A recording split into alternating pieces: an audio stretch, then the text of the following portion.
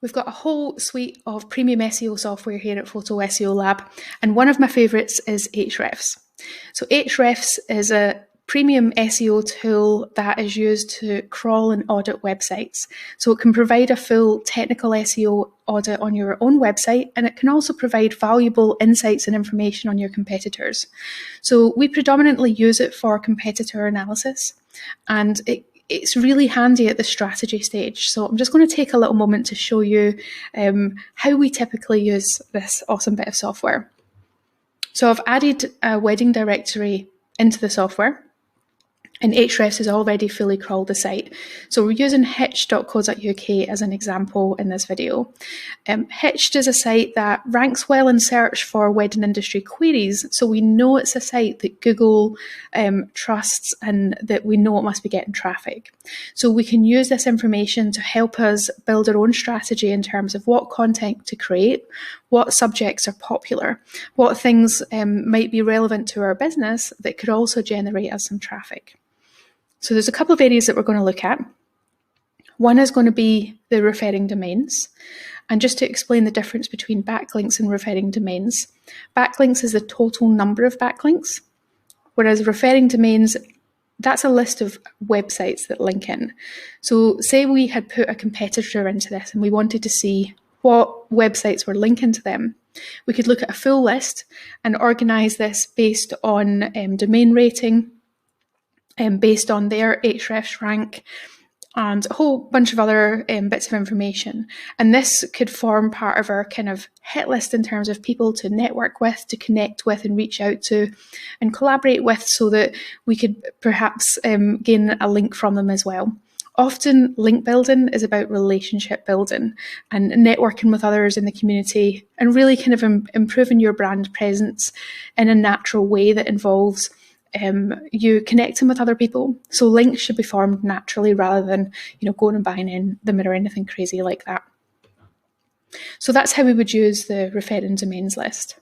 Organic keywords is a space for some really kind of juicy information. We can see here on the left, we've got just a list of lots of different keywords. We've got information about what countries those keywords are kind of ranking in. We can see here we've got the volume, and this is a kind of average monthly volume, so that's going to vary a little bit. We can also see the URL that actually ranks for that specific term. So say, for example, we worked in the wedding industry and we were wanting to provide some valuable information to our clients about a certain topic.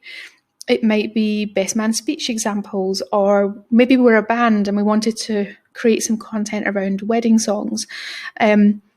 Or maybe we were a photographer and we wanted to just share some ideas around maybe small wedding ideas based on the recent events that have happened. Then we can go through this information and look and see what the kind of monthly search volume is, but also what traffic that Hitched is actually getting for this and whether they are in a featured snippet or not.